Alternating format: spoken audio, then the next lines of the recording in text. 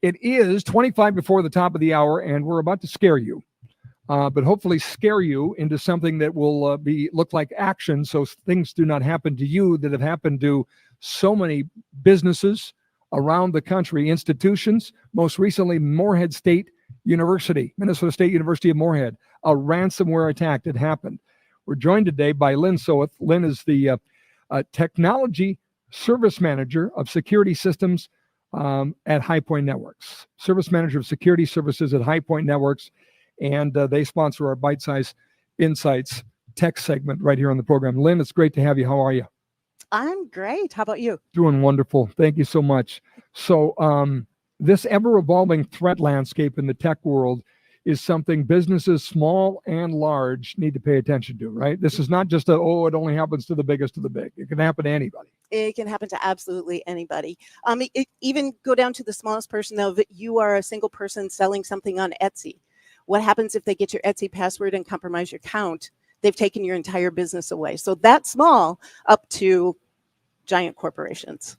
And ransomware is what we're talking about. These are actually gangs. These are thugs, right? Ransomware, explain the name. Ransomware is when bad actors, thugs, gangs, bad guys get into your network in some way, shape, or form, and they typically encrypt everything so that you can't use your computer, you can't use your server, you can't use your email, so you're dead in the water as far as a business goes. And then they demand a ransom. Whatever that might be, usually it's paid in Bitcoin. So you negotiate with them in some way, shape, or form. Oftentimes you get your cyber insurance company involved and they do the negotiations for you. You have to determine if you're going to pay the ransom or not. In one way or another, you are down as a business, or as Morehead State University found out, you are down as a college. We talked to the president earlier. He thought that they were targeted because a Minnesota institution sought to have deep pockets, and that they would be an easy target. Now, they obviously didn't play and fix the system, but you're talking about people that, again, this is an enterprise. This is a business, right? It is a business. Not only that, it's an as-a-service business. What does that mean? So you've got the bad guys sitting over there, typically overseas somewhere, and they're not necessarily targeting anyone. They're just scanning the network and finding out where they can get in. Or they're using business email compromise to get in. That's even easier. So I send you a phishing email. You log into a site that gives me, the bad actor, your credentials. Now I can log into your network. And so they simply put that out on basically the open market and say, you know what? I've got company XYZ in Fargo, North Dakota. I've got their credentials. I can get you into their network. You just give me 50% of the ransom that you get. So they basically sell you off. It's a mafia all over again. Yeah, not only that, but they'll go so far as we have a ransomware kit and tools that you can use to set up the ransomware in company ABC in Fargo, North Dakota. So use our tools, go ahead and get whatever ransom you can. Just give us 50%. Unbelievable. And do most people pay? It really is a tough decision about paying or not. Obviously, we don't want to pay. But in some cases, if you don't have good backups of your data, if they go to extortion, because that's the other piece of ransomware, if they take your data, if they take your company information, if they take your health information, and they've got that data, and then they say, you pay us, or we're going to start leaking this data out on the dark web for everybody to find. Are you going to pay to keep your customers safe? Are you going to pay to keep your health information safe? Those are tough decisions. What's their reputation when you do pay? Do they?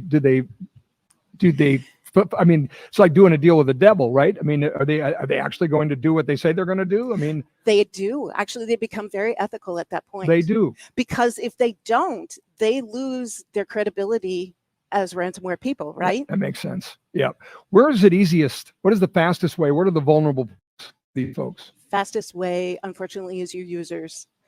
Business email compromise. So again, I send you a phishing email, or I call you, I vish you, voice email. What I do is I send you an email. It looks like a legitimate place that you can log into, but actually I've got the back end of that website. So when you log in and you give me your username and your credentials, that's the easiest way in. And they're kind of lazy?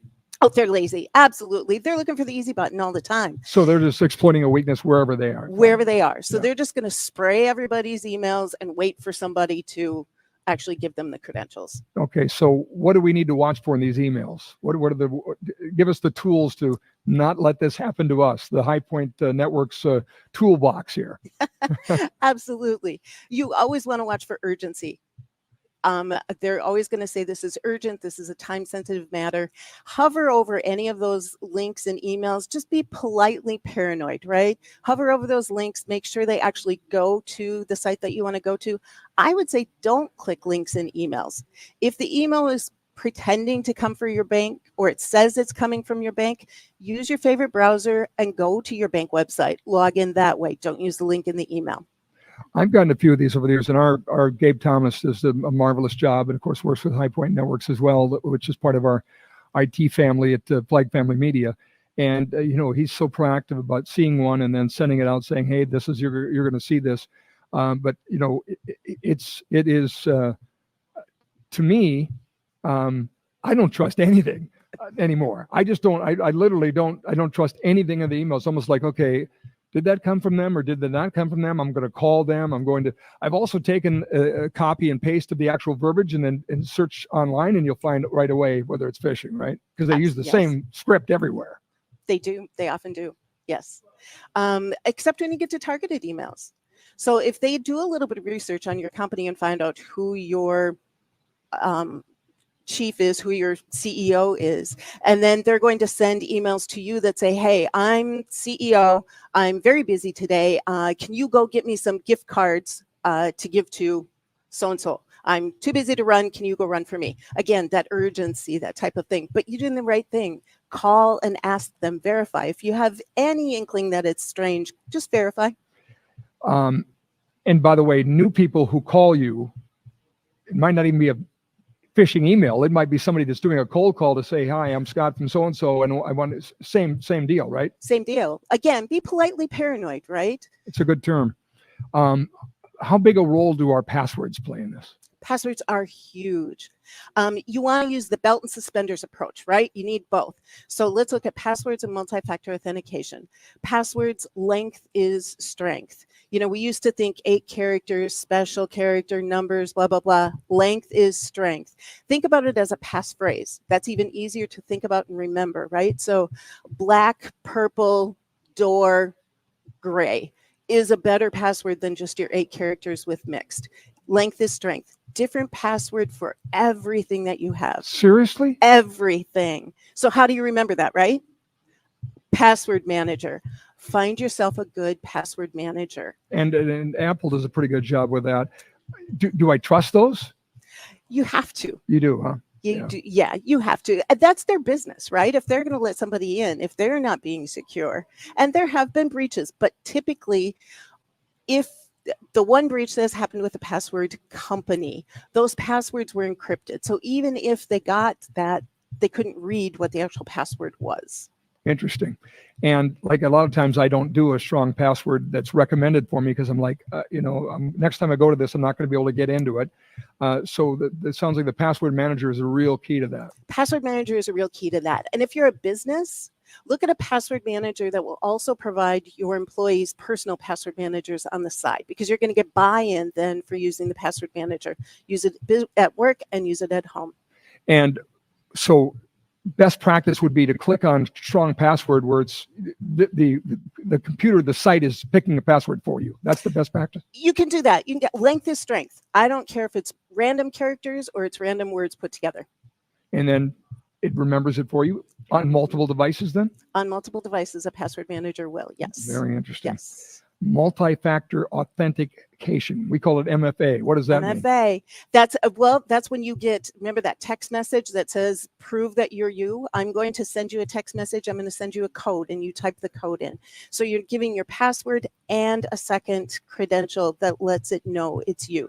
So that's your suspenders and your belt model. Because the bad guys aren't going to have your cell phone. They don't have your cell phone. They don't have the second way to do it. Yep. Fascinating. Yep.